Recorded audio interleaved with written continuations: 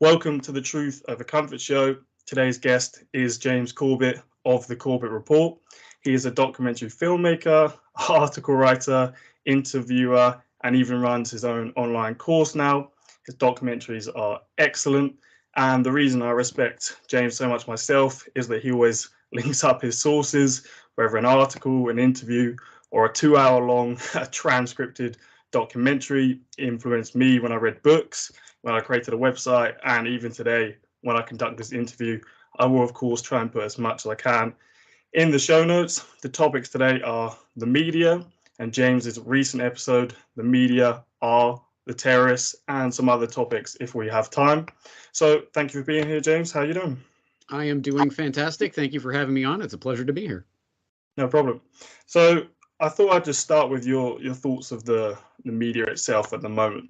So why do you think the media, the Western media, the American, British, whichever you see fit, is so incapable of telling the truth? Is it the advertisers? Is it just knowing the boundaries, self-censorship, access to these politicians? Or is it the network or people outside the network telling them not to? What are your thoughts on this?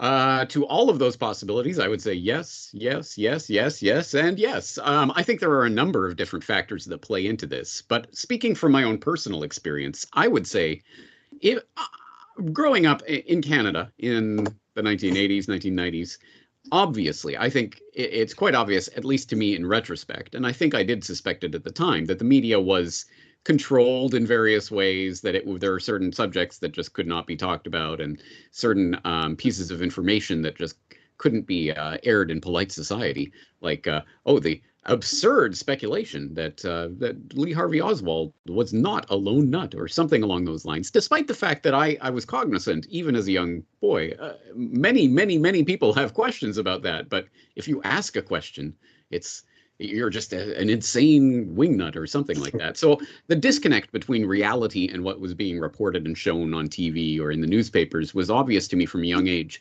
But having said that, comparing it to the way that it is today, that discrepancy seems to have grown orders of magnitude vaster in the past decade or two. And I don't know if there's an acceleration that is going on, but certainly as to the whys, why does this take place? I think it's quite obvious, presumably to your audience by now at any rate, that this does take place. But why does it take place? And you mentioned several different factors, all of which I think do play into this. I think the most obvious explanation for this, and the one that I think is easiest understood by pretty much everybody, is the monetary incentive.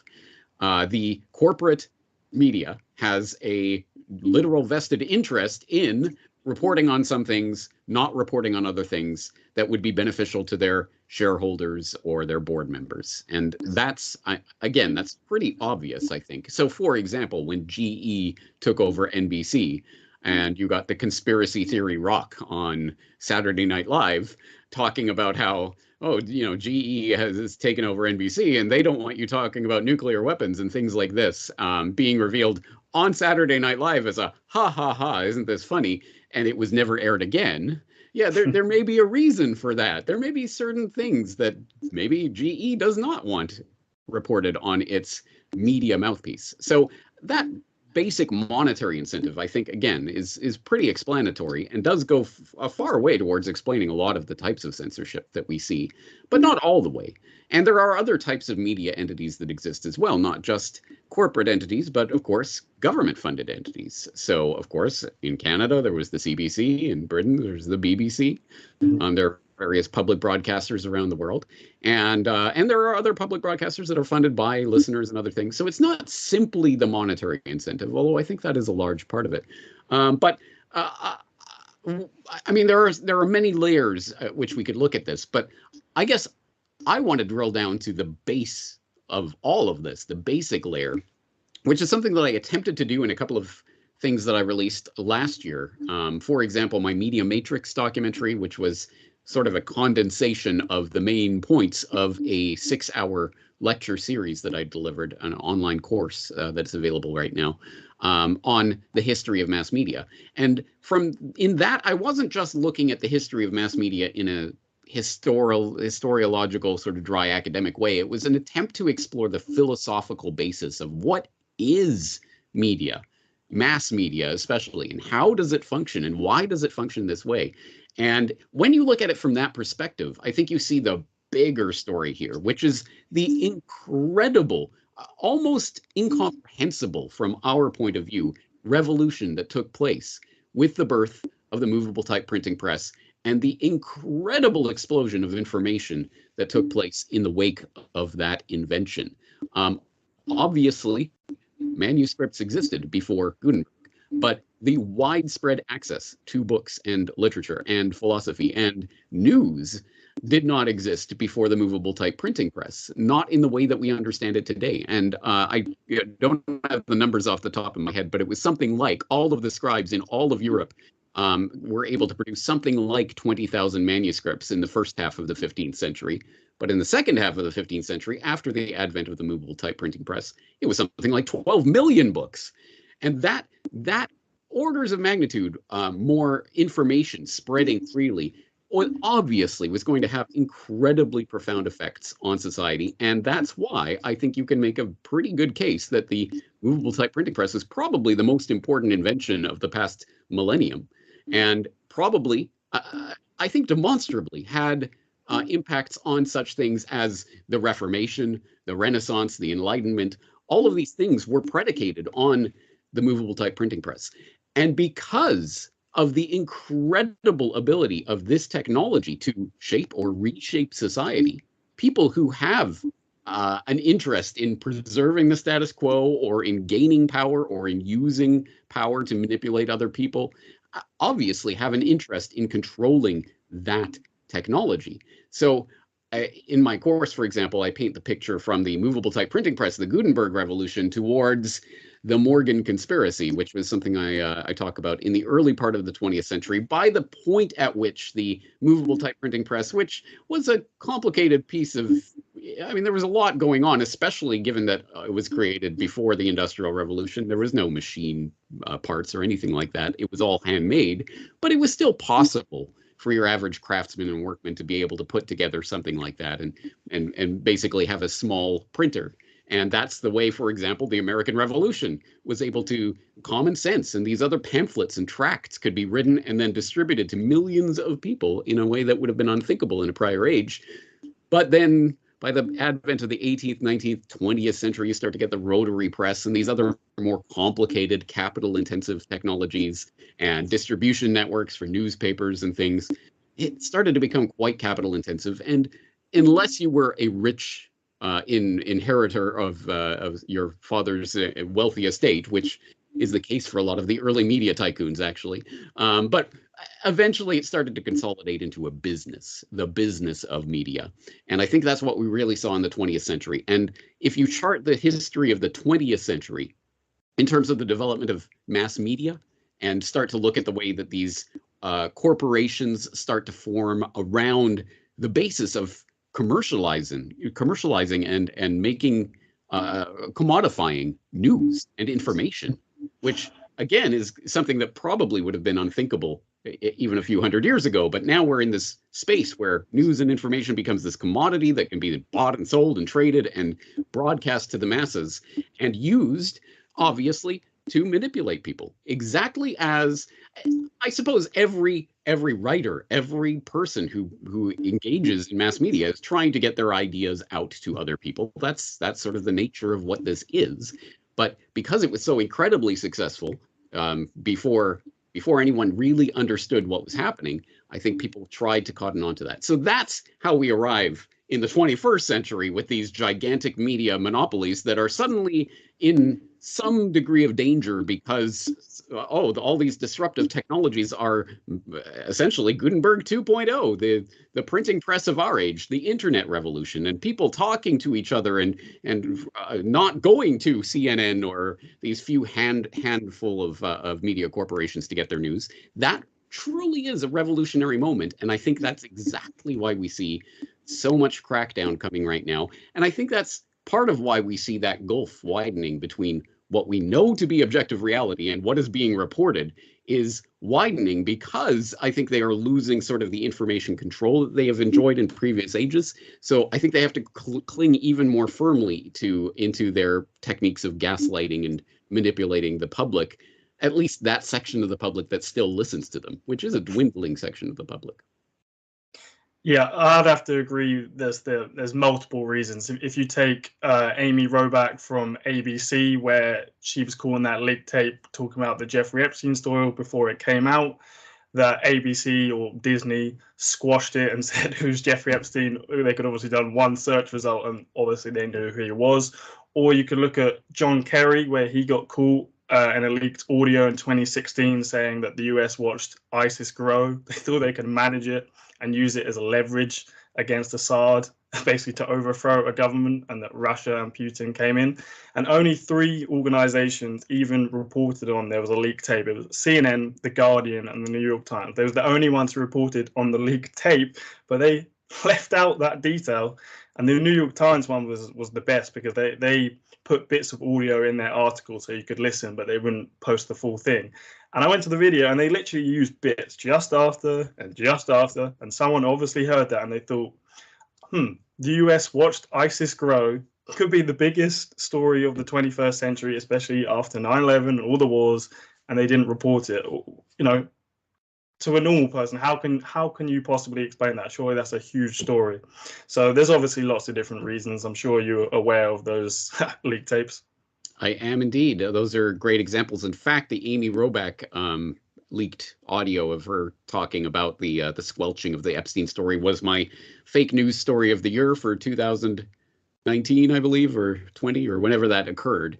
Obviously that's a prime example of the way that this operates. And you're exactly right. In one sense, it does seem to be against interest, because the type of pushback that has always existed against these crazy conspiracies, there can't be a conspiracy. The free press in the free Western world can't be controlled, because if somebody had the inside scoop on 9/11 inside job, or ISIS was allowed to form, or something along those lines, and they went and broadcast, and they'd get all the attention and all the viewership and all the advertising and all the money. So of course there's this incentive for anyone to break stories like that rather than cover them up. So you're crazy. That would never happen. And yet it demonstrably has. For example, in those cases that you lay out.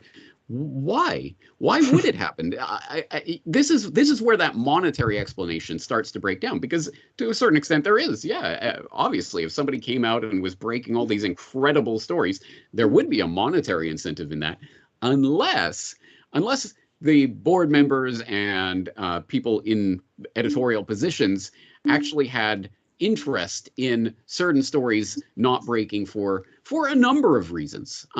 One prime example, as we are recording this conversation, what is happening in Davos right now, the World Economic Forum, and who is at the World Economic Forum? Of course, a lot of journalists, but as attendees of the World Economic Forum, not as journalists reporting on what's going on and let's get you the inside. No, they're stenographers who are going to be lapdogs to the World Economic Forum, again, for a multitude of reasons, some of them probably for just basic personal reasons of, I'm hobnobbing with the elite, I'm an important person, or people who want access to certain people and know that if they say certain things, they won't get that access in the future, the pay-to-play system and all of this.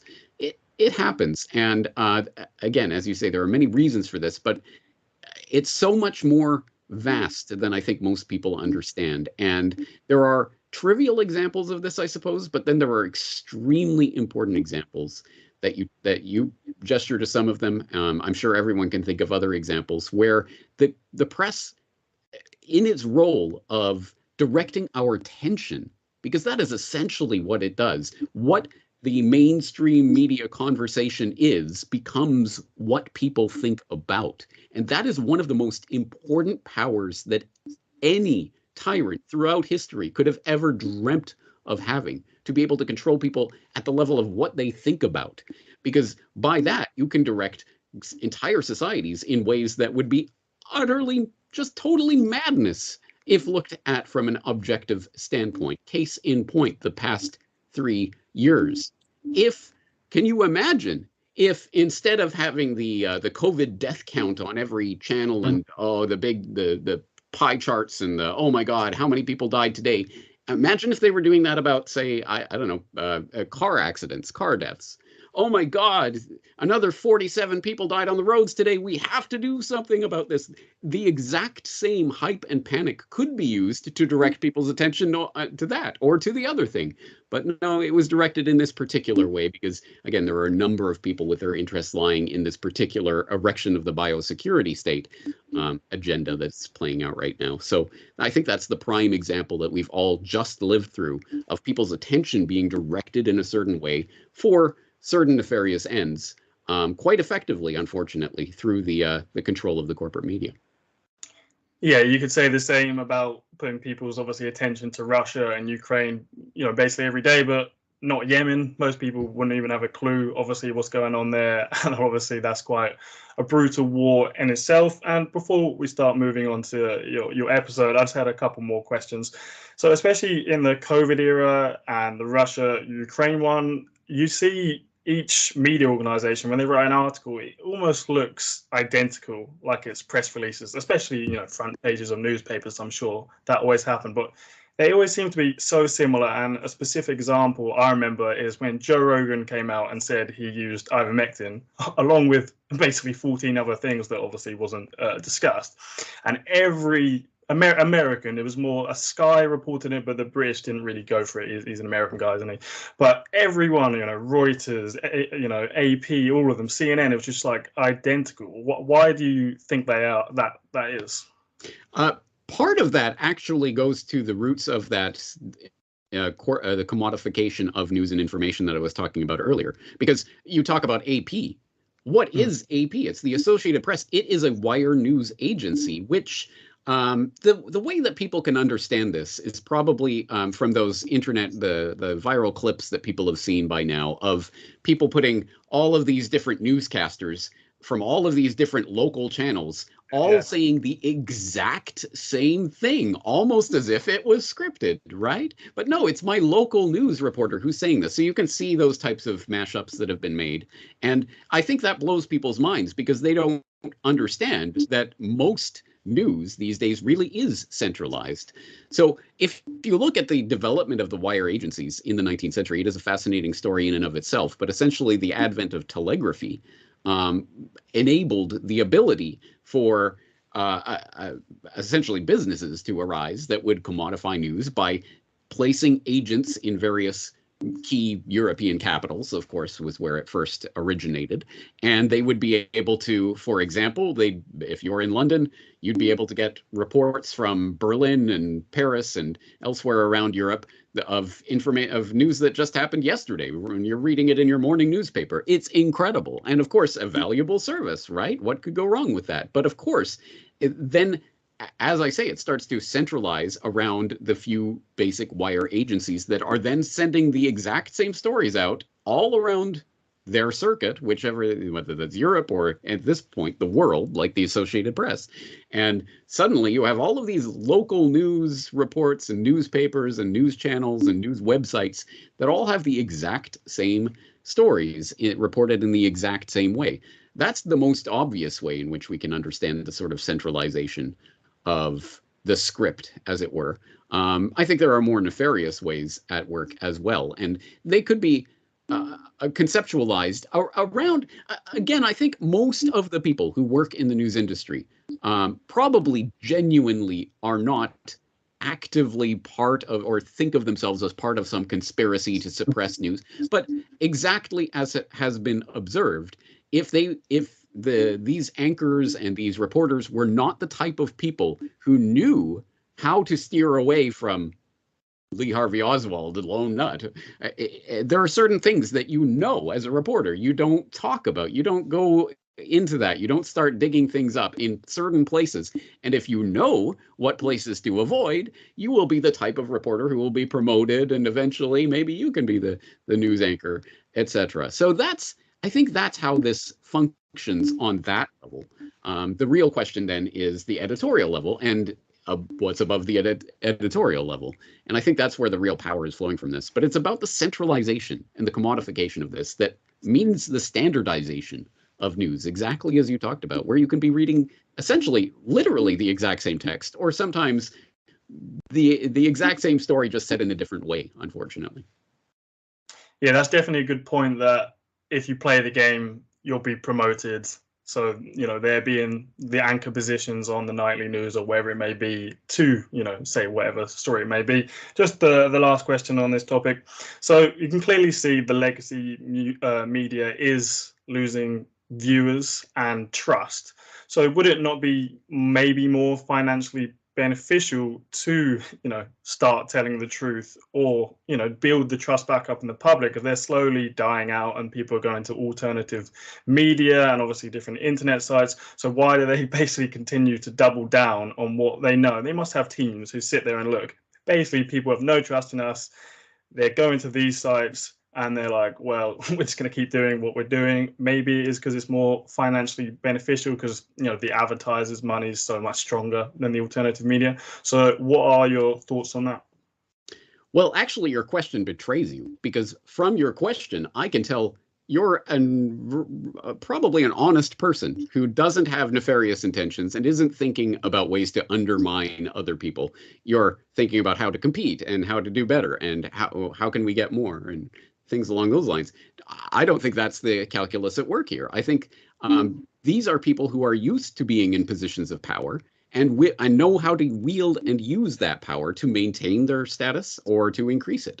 And from that mindset, which I don't have, and it seems like you don't have, and I think most average people don't have, but if you can put yourself into that mindset, you start to think, well, no. What we need to do is return to the good old days of our information monopoly, oligopoly, at least near total control of information. Now, how do we do that? Well, we scratch the back of these politicians by covering up this thing here or reporting that thing there that they want us to report. And they'll scratch our back by regulating the news industry. And they'll put in all of these restrictions to get rid of all this pesky competition, to censor anyone that we don't like or any competing voices, so that, once again, people will have to come back to us. There's no other way. And that can be done absolutely overtly, as it has been obviously in recent years. YouTube and other platforms just censoring, banning people like myself, of course, for criminal wrongthink. But it can be done in more nefarious ways, much more nefarious ways. For example, Google search algorithms being tailored to downrank anything that's not authoritative. Well, what's authoritative? The New York Times, CNN, blah, blah, blah. The media oligopoly are authoritative, and you and me and Joe Blow out there, of course, we're not authoritative, so it won't direct you to us. And by that method of censorship, most people have no conception of a clue that it's even happening. How can you know what you don't know, what you're not seeing? And so, unfortunately, there are many ways to do this. But I think that's the way in which this is being approached. It's not how can we improve our product so people actually want it. It's no, how can we limit the competition so that people have to come back to us for our product? Yeah, no, yeah, you've answered my question a lot better than I questioned it. And yeah, you can clearly see, even when you go on YouTube, obviously all the top results are from news organizations, and it becomes harder, obviously, with shadow banning. Yes, and let me interject, because that's, again, I want people to really reflect on how important that is, because if you go back 5 years ago and you were on YouTube and you typed in the search term Federal Reserve, the first thing that would come up on that search result was Century of Enslavement, my documentary on the Federal Reserve, where you would learn some actual information about the Federal Reserve and what it was really created for and why. But, of course, who came along? I believe it was Chris Hayes of MSNBC who came along to tweet about, oh my God, do you know, imagine you're a high school student and you have an essay to write on the Federal Reserve. So you go to YouTube and you type in Federal Reserve and you get this, and he shows a screenshot of the thumbnail of Century of Enslavement, and he's like, oh, this is just unacceptable. And lo and behold, wouldn't you know it, the very next day, you type in century of enslavement into the YouTube search bar. You type in Federal Reserve, of course you're not going to get century of enslavement anymore. You even type in century of enslavement, you're not going to get my documentary. You type it in quotation marks with Corbett next to it and whatever, and 47 positions down, you might find someone who reposted the documentary. They completely scrubbed it. And again, it didn't really make sense to me at the time why they were doing this method. Why like this? Why not just censor it altogether or something like that? Why not put a warning label on it or something? But why do it this way? Until I tried a smart TV for the first time, and of course it's got YouTube loaded up on it, so you can just go and you just search, and there's no way to refine a search on one of these types of devices. You just make a search, or if you're searching whatever via Alexa or something, there's no way, you can't control it in any way. It just tells you, okay, here's what is. And if you're 417 positions down in that search result, of course, it will never, ever, ever be seen by anyone. So it can be completely pushed to the side. It can be completely swept under the rug. That is power. That is what power looks like. The ability to control who gets to communicate, in what way, at what time, and whether or not they make you a star or they make you no one. And they can do that through the search algorithms these days.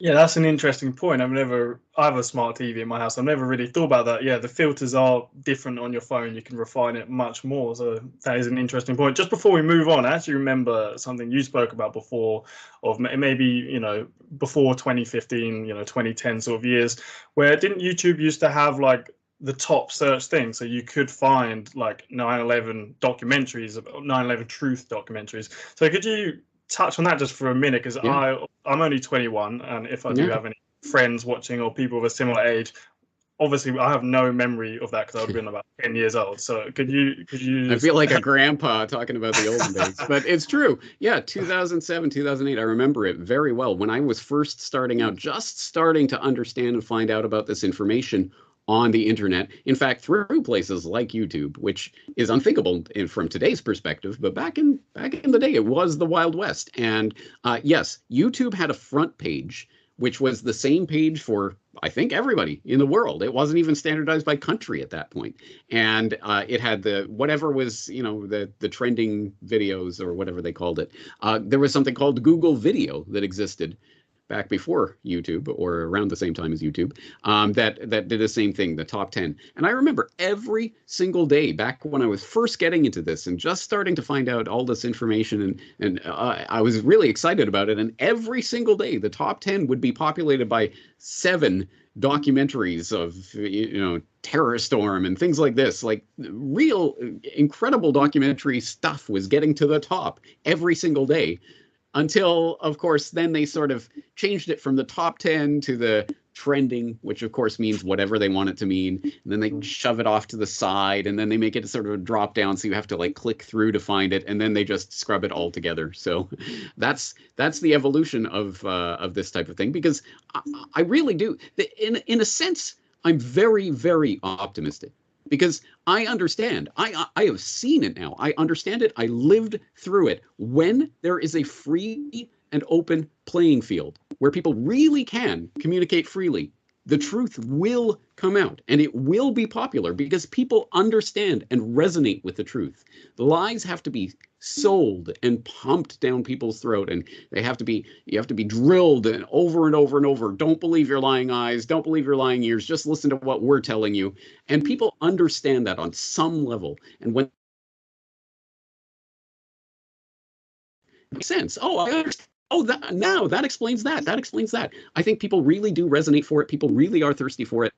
But we have unfortunately re-entered into an information dark age. In fact, in some ways, potentially a much darker one than we saw even in the nadir of the 20th century media oligopoly. Yeah, I agree. Truth resonates much more than people, because again, it doesn't have to be forced down people's throats. People prefer much more natural settings, which is why podcasts become so popular rather than like talk shows. They're like sitting to the side, there's a crowd, and it's basically 5 minutes to sell their book or whatever it may be. People like natural conversation, they don't want it really edited or anything like that. But let's move the conversation on to your recent-ish episode, The Media Are the Terrorists. could you explain what made you make that, and what the Werther effect is, and where does it come from? Okay, yeah, let's start there. The Sorrows of Young Werther was a novel by Goethe, which I have not read. It's on my reading list, but I will confess that I have not read it. But it is apparently about a young man, unrequited love, and he's quite smitten with this woman, but he can never have her. So in the end, he eventually ends up killing himself. And apparently, this became one of the earliest recorded instances of a copycat effect, where young men in Europe started killing themselves in the exact same manner, dressed up in the way that Werther was in this novel, etc. So it started to become a known phenomenon, to the point where this book was actually banned in various places. So interesting, right? And could you imagine today a novel having that kind of effect on the public? Well, of course not, because unfortunately no one reads. But do you think television? Do you think movies? Do you think those types of things can have that effect? Well, of course, it's a known phenomenon, which is precisely why when media is dealing with subjects like, for example, suicide, you will always see the suicide hotline information and things like that always appended to it, because the media, of course, they know that this type of thing really can spur people into action. When you see something fictionalized, even in a fictional environment, you are more likely to go out and do it. Now, this obviously has some incredible resonance with such things as Columbine, which was the advent of the school shooting phenomenon of the past couple of decades, where every time there's a school shooting event and it becomes the 24/7, and look, here's the names and faces of the people suspected of doing this, and wow, aren't they famous now? And again, to what degree are the media culpable for actually propagating and making those events happen, given the fact that they know that there are copycats that happen about that with regards to these types of things. So in that regard, I talked to Lauren Coleman, who wrote a book on this subject that if you're at all interested in, you definitely should read. It's called The Copycat Effect.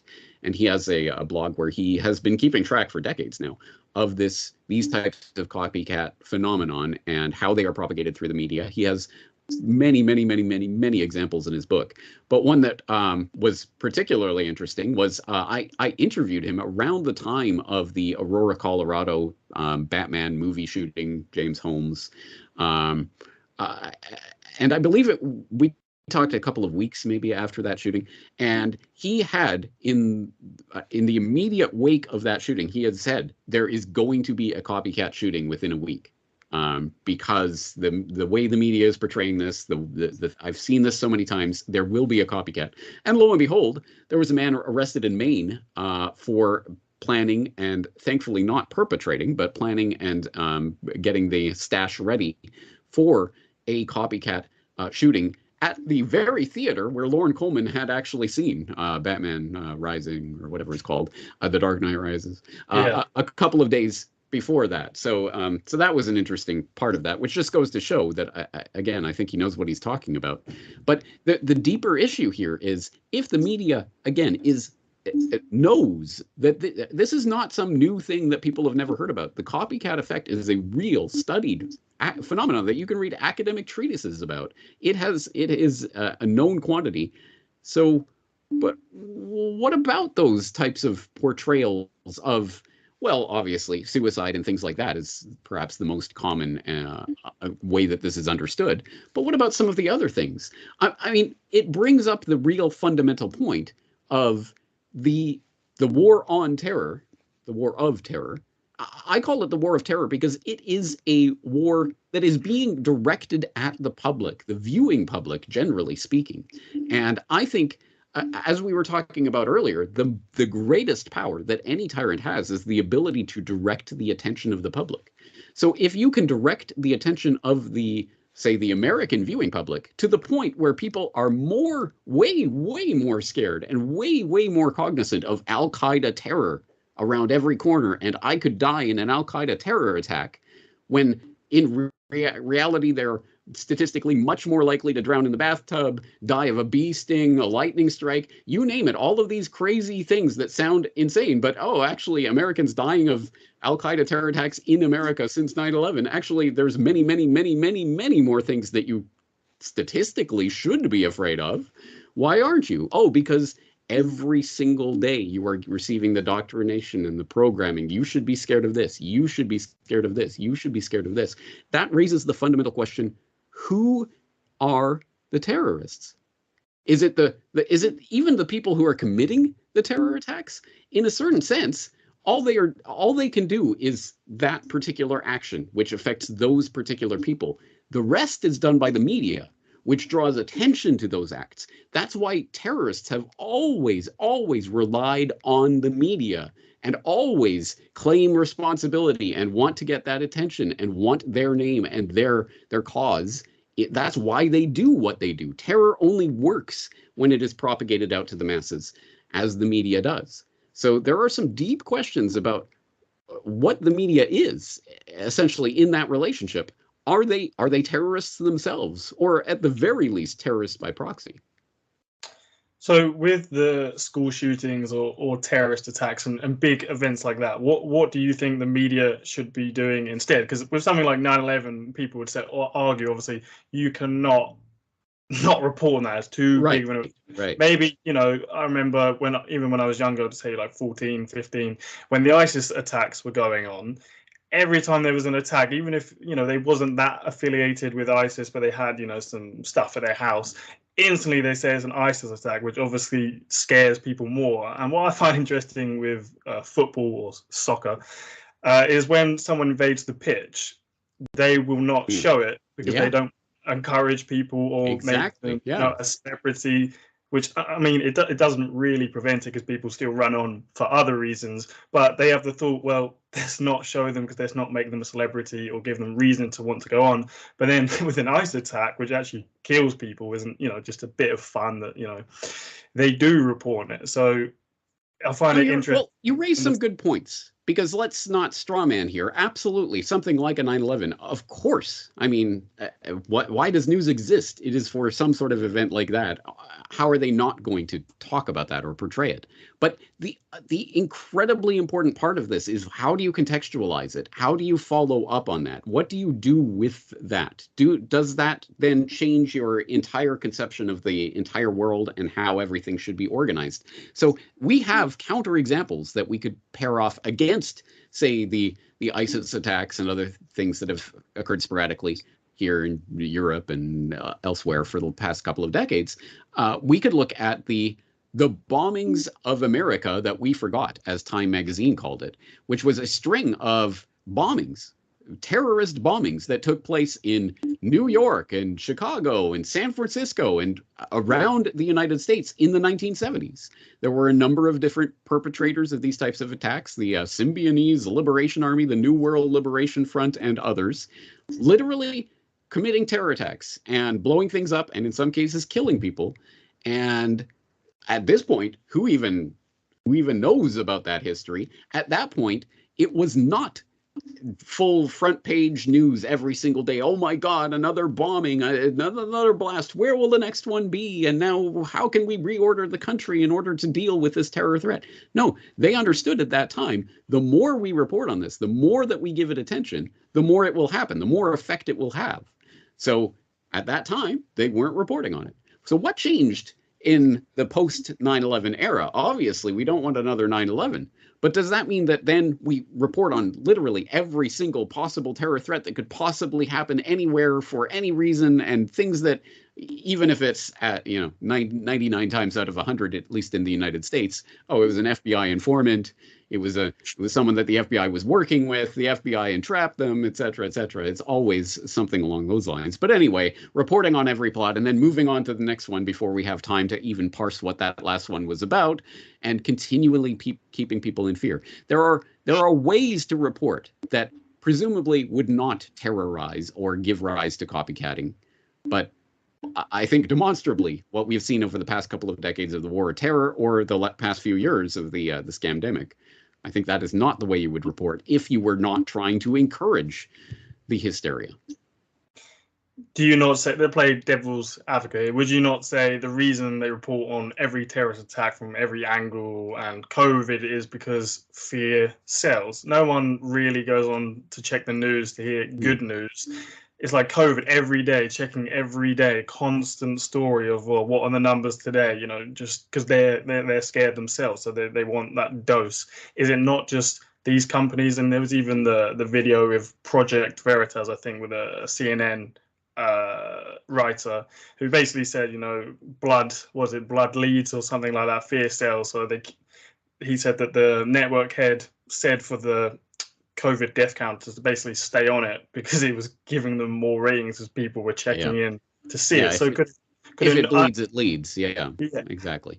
And I think that is how people have traditionally, most cynically, within the mainstream narrative. I think that's the way people have approached this. Well, yeah, they're just trying to. I mean, obviously, it sells newspapers, it gets eyeballs, something like that. But I would say it's demonstrably different, especially in the internet era. Because I think the in a sense, the commodification of our attention, the attention economy that has arisen in the past couple of decades, is a race to the bottom with regards to who can be the most sensational, who can get the most grabby headline. And it really does not matter at all to these, certainly to these companies, whether you click out of what is this? And then you're angered by, oh, this is nothing, this is stupid. A click is a click, and they win either way. So there is that element to it. But again, I think it's too coordinated in terms of this particular issue becoming the only thing we can talk about during this time, this era. I think that speaks to far too much coordination for it to simply be a cynical media tycoon who decides, oh, I think we're gonna try to hype things up and sell it. Again, this did happen way back in the early days of newspapers, the yellow peril and the yellow journalism of Hearst and his rivals in New York, trying to compete for people's attention. So it's not a uniquely modern phenomenon, certainly. But again, I would say that certainly the war of terror reporting is different than that. Yes, it is to some extent bleeds, it leads, but there was a lot of not bleeding as well. That was still every single day there would be a reason for Al Qaeda or the latest potential for some unnamed threat that we can't tell you about. The color code changed. Oh my God, that seems to me to be a different phenomenon than the prurient sort of reporting of, oh, look at these dead people or something like that. Yeah, I mean, the war on terror is definitely different. There was clearly, obviously, an agenda to drum up war, to make the terrorist as scary as possible, to be able to go to the wars in Afghanistan or Iraq, and then, you know, continue on basically to today. So yeah, that was definitely a different era of, there was an agenda, we need to keep them scared. We can't let them forget about 9/11 and just put it into perspective of, you know, that's probably not going to happen again for a long time, because they needed the support. If you want to go back to 9/11, the movie, and what you covered in the episode of the Pentagon B movie, and talk about that, I thought that was interesting. Right. Well, okay, I'll have to give the hat tip to Gray McQueen, who is a professor who has written a book about anthrax that I've talked to him about that before, and he's written a number of articles, scholarly articles for the Journal of 9/11 Studies, etc. One of which, as you say, the Pentagon's B movie, looking at the sort of crossover between 9/11 and Hollywood, and there are a number of different ways that you can approach that. I mean, for example, Tom Clancy and others have talked about. Tom Clancy, for example, wrote a novel about a was it a terror attack, flying a plane into the World Trade Center or into a building in New York, something along those lines. So people came to him afterwards. Well, how did you possibly know that was going to happen? And he said, well, it's an idea that's been out there. The Lone Gunman television pilot people might have seen, that was about hijacking an airplane via remote control in order to fly it into the World Trade Center, that took place 6 months before 9/11, et cetera, et cetera. And there are a number of times when in movies where the World Trade Center is struck or things along those lines. So there's that kind of level of crossover, but there's a deeper connection there, which I think Gray McQueen was gesturing at, which is the essentially filmic nature of 9/11. That 9/11 was constructed to play out like a Hollywood movie, And that's why you see over and over and over and over and over again in the testimony from people from that day, the firefighters and other people who were interviewed on that day. It was like something out of a movie. It was like something out of a movie. They keep saying that over and over and over because that is the way that we, of course, how else would you conceptualize these incredible dramatic events that you couldn't even comprehend, that you'd never seen anything like this before? It's like something out of a movie. I've seen this before. I've seen it on the big screen. And so the implication is that, of course, the terrorists, of course, knew and planned that in that way. Of course, the first plane strikes and people are just like, what's going on? Is that an accident?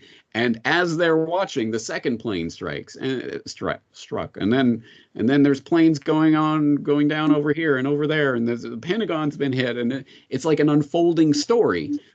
Precisely because it would achieve the most terror that way. The only question then is, who are the terrorists? And I think if people want to dive down that particular rabbit hole, I did just recently complete a 5.5-hour documentary on Al-Qaeda and the history of Al-Qaeda that they can go to at corbettreport.com/Al-Qaeda, Alqaeda, if they want to get more information on who is Al-Qaeda and what really happened that day. But I think the point stands. Even if you do just swallow the entire Al-Qaeda narrative hook, line, and sinker, yes, of course, they're terrorists. They're trying to terrorize the public. They were doing it in a way that would have the most resonance, that would stick in people's mind, that would be this unfolding spectacle that would draw people's attention. That was obviously part of the plan. Yeah, and you mentioned in your episode about that RAND document, talking about how the media is almost complicit in terrorist attacks. When they talk about them, it can, lead to more and inspire more terrorists. I'm not sure. Do you read the whole thing, or was it just that sort of? I did, but it's been a few months now, so I won't be able to quote it chapter and verse. But I did link it up in the show notes. And yes, essentially, I think part of the point is that the terrorists have a sort of symbiotic relationship with the media, because again, fundamentally, terrorism is about media. That is what it is about. It's about getting the information out to the media. If a terror attack happens in the forest and no one's there to see it, does it really happen? Something along those lines. No, it has to be broadcast. People have to see this and hear about it and hear about the horror. That's the resonance that terror has, and that's why it can be an effective political weapon. And so, of course, the terrorists need the media. And to a certain extent, maybe the media need the terrorists. Well, they need something to report on anyway. And hey, this is a good business. So there is a symbiotic relationship that goes on there. Again, however you understand or conceptualize who the terrorists are. Yeah, the same as if someone takes someone hostage, or the terrorists, they have that grainy video that goes on the media with the white cards of their demands. So obviously they need the media to send out that fear into the people to make the government act and give in to their demands and all of that. And you started the episode with the Syrian missile flying over, and I think it was MSNBC talking about it. Why do you think they televise things like that, especially with the Iraq shock and awe campaign, where you can see obviously the fire, and you think, when the people turn around and be like, this is pretty brutal. Look, look at these explosions. There's people there being killed, and we're watching it on TV like it's a film. Yeah. What purpose is it? A psychological purpose to normalize the scenes of war, so the next time it comes, no one's really surprised, or maybe something on the sides? There are a lot of profound points actually to a question like that, because it gets to the heart of what news is, or the way that we conceptualize news in this particular era anyway, because that was one of the things that I did in my history of the mass media course is, in this era, what was the news? What was it? And how was it expressed? And how did people understand it? So, for example, of course, pre-Gutenberg, pre-movable type printing press, the idea of a daily compendium of news from your local community, from the broader region, being somehow compiled and then, it couldn't be printed, so it would have to be handwritten and then distributed to people. No, I mean, there's town criers for important announcements, or, if the king makes a proclamation, someone will read it out to the town or something like that. But there's no concept of news as we understand it today. That, of course, starts to develop with the printing press, and then you start to get things that I guess we could kind of call newspapers, but even then they're kind of not newspapers as we know them, and that starts to develop. And then eventually you arrive at something like our conception of news, a daily compendium of things that happen today that you should know about that could be delivered to your doorstep and read. Okay, so you got that conception of news. But then with the advent of radio and television and then satellite TV, and then you've got CNN. And let's keep in mind, it was only, I don't know what year it officially launched, but it was around 1990 that CNN really started to become a thing. 24/7 news all the time. And every moment of the day, you could turn it on and they're reporting the news as it's happening to that very second. And that idea, again, completely foreign to a generation or two ago. What do you mean, like 24/7, nothing but news? Like, this is what's happening. I'm standing in the middle of Paris and nothing is happening right now, but I'll be here later. It doesn't make sense. Except CNN, the launch of CNN and the Gulf War went together.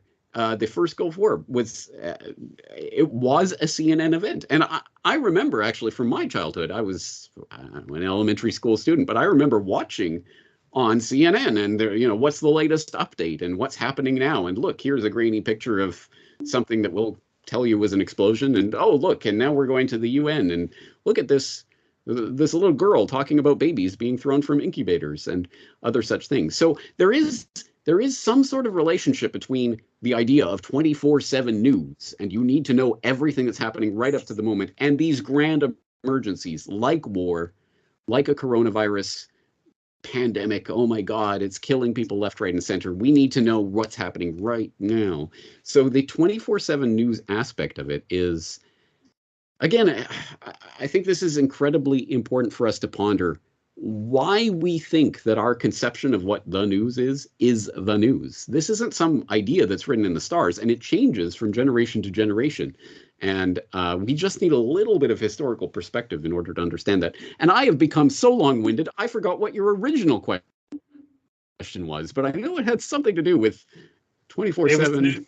It was about the Iraq campaign being sort of a televised event of the bombings, and to your original first part of the episode about the Syrian missile, and he's like quoting that poet, and I think it's crazy. So the concept of a war that's unfolding, and what do you show at every moment of every day while this war is happening? Of course, you've got to show the missiles launching. That is that is probably the number one thing you want to show on the news, because it's actually something that you can see and you can conceptualize and you can frame in one single television shot. That's the money shot. There you go. There's missiles flying. They're going to go and it's the perfect shot because you get to see the beauty of our weapons, or whatever Brian Williams was saying.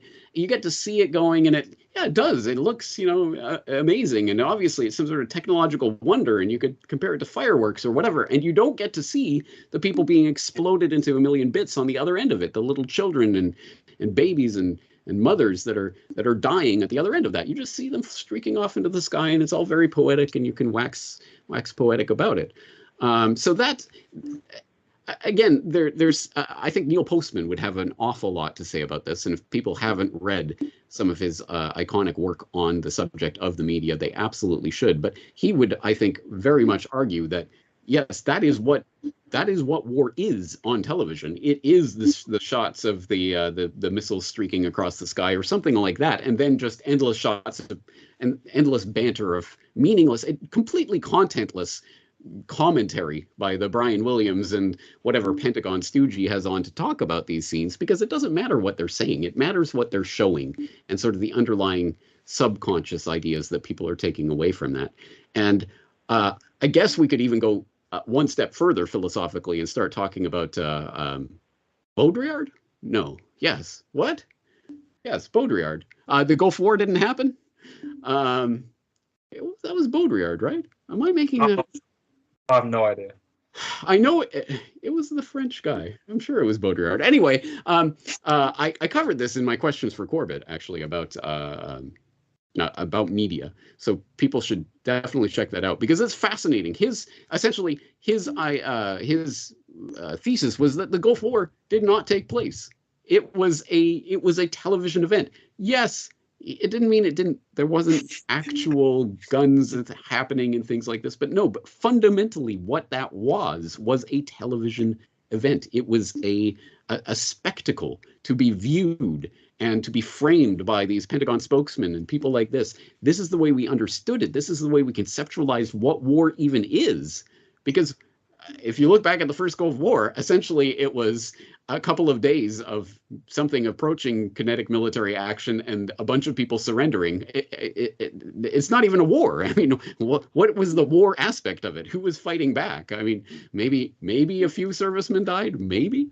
That wasn't a war, but it was a war in the minds of the public because it said on CNN, and they had a title graphic and intro music and whatever else they had, and it was 24/7 coverage of it. Of course it's a war. Don't you see it's happening on TV? So I think even our conception of how we interpret events that are happening are, of course, mediated through the media. Yeah, I think the Gulf War was more of sort of a bombing campaign of the coalition. I don't know how many days it lasted, a couple months maybe, but yeah, it was more obviously I think of a bombing campaign. But that's a different subject. Just to circle back, so when reporting on school shootings and things like that, what do you think the media should actually do? Should, for 9/11, we've spoke about that, you can't ignore that, but for school shootings, should they maybe report it but not ad nauseum every day, where it seems to become a bit of a trend that people have started doing that, and I'm sure they've increased over the years. So what do you think the media should do? So I think with stuff like, if there's a murder that happened to the other side of England where I live, I don't really need to know about it because it doesn't put me in any danger. But locally in the newspapers, sure, report on it, but all it does is just make people think, oh, the world's a scary place. Like a stabbing happened in London, they're like, oh, you're going to London, or you better watch out, someone got stabbed there the other day. And sure, it happened and it's relevant to the people who live there, but maybe I don't need to know about it because it just makes you scared to go anywhere, and most people are nice. So what do you think the media should do, especially now with social media and it's just sort of in the public sphere of stuff trends? And I know those trends can come from the reporting in the media. So what should the media do, and what should normal people do in social media? Because obviously stuff trends now. Right. Well, I would encourage people to go back to my conversation with Lorne Coleman about this subject, because I did specifically ask him that question as someone who's studied this for decades. How should the media cover this? And you're right, of course, in some way, if a Columbine or something happens, of course it has to be reported. But how do you report it in a way that isn't going to generate copycats? And one of the most basic parts of this is, do not flash the pictures of the suspects, or this is who did it and this is their names. That is one of the primary ways that people are keyed into copycatting, is that, oh, I will do that and I will be famous. So do not advertise and publicize and, oh, here is the person.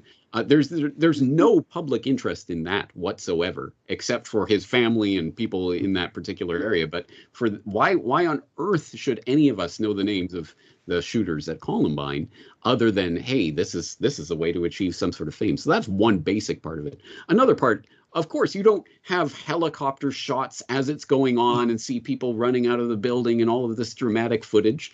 If you want to encourage people to do that and to enact it, you certainly don't give details about how it was done.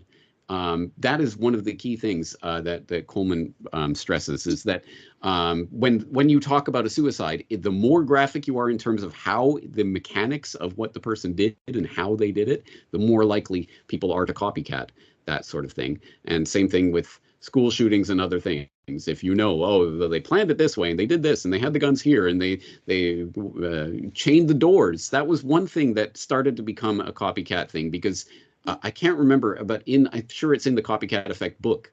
Coleman notes one of the first times that was it a school shooter or some sort of shooting event, someone chained the doors so that other people can get out, and the media reported that.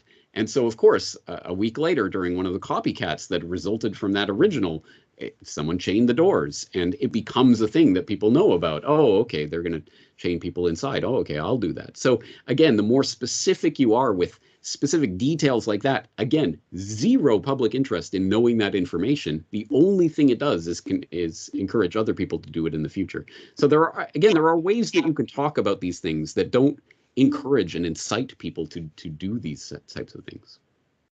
I mean, the chain bit is more just instructions of how to basically successfully kill people better, isn't it? It's not really much need to hear it. And again, just going back to the copycat one, for a modern example was that you mentioned the clowns in like 2015 or something. There's, all the clowns going around with weapons, and it became a trend, but, a trend of basically a copycat, isn't it?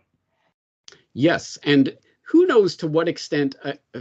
I mean, something like that could be completely fabricated, or it could be something that starts out as a fabrication and ultimately becomes something real because other people then start copycatting it and bring it about into reality. And again, who knows how those types of things can play out, or it eventually becomes a chicken and egg question. Is this a completely media constructed phenomenon, or is it real? Or was it a real phenomenon that started because it was a media constructed phenomenon that encouraged people to do it in the first place? We've approached an hour now, so just for the closing thoughts, if you could just nail down just how important it is whether the media report on something or not, and any closing thoughts. Again, I think it would be, given the media environment that we're in, it of course there is a reason to report on big spectacular things that happen, but I would hope that at the very least we could become more cognizant of whether or not we really need the 24/7 type of coverage, or whether it might be better to have a little bit of reflection and time to create sort of an understanding of what's happening, and then to put it in a way that would be informative to others rather than purely spectacle. But then again, that's pie in the sky thinking, because as Postman constantly comes back to, TV isn't meant for dialogue or modeling calm reflective thought or something like that. No, it is about things that can be televised. It's shown. It's striking images. And what is a striking image? People running out of a building as there's a shooter inside and there's chaos. That is an exciting image. So to a certain extent, it's perhaps unrealistic to expect any given medium to act in any way other than that medium can act. Television cannot be a quiet time for reflective and interesting thought. It is spectacle, and it's nonstop assault of images, and that's what it is. And to try to pretend that it isn't, or to try to turn it into educational television, as Postman says, and I think he's exactly right, Sesame Street doesn't teach children to love learning. It teaches them to love television. And I think he's right about that. So I think we have to be realistic about the nature of the media. And then, and maybe this could be a follow-up conversation we could have sometime, but then the question is, where is this going? Because TV, even that's getting a bit dated. I mean, do people still really watch TV? No, you stream something on Netflix on one of your devices. So now it's internet medium, which is a different thing. And there are different things to say about that. But soon it will be the metaverse. And that will be a whole different ballgame. Yeah, there's a lot to talk about there with social media companies, big tech, and, the national security state. And obviously, you could talk about the CIA in the media. Obviously, that's an important subject. And now it's pretty just open now, and they're just hired. Like the other day, BBC had the head of GCHQ, the version of America's NSA, as editor-in-chief on their Radio 4 program. And you're like, literally the people who are surrounded by secrecy, the ones editing for the state-funded organization. It was a meme. Like if it was Russia, people were like, but yeah. And next up on the BBC, 007. Tell us what you think about what's going on in Panama. This is ridiculous. Yeah. Well, thanks for your time, James. I really do appreciate it, and giving me a second chance after messing up the time difference. So I'll leave you to your day. And again, thank you for coming on, James. Thank you for having me. It's been a good conversation.